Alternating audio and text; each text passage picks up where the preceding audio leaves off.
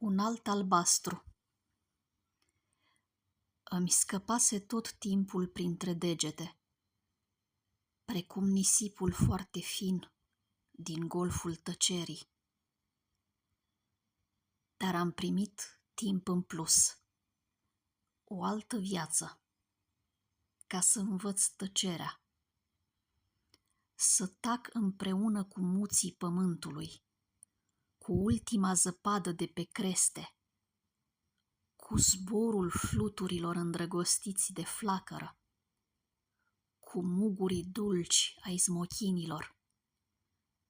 Să tac împreună cu tine, lângă fereastra cu 1000 de ochi, prin care albastrul unei alte lumi intră în valuri, mângâindu-ne fruntea.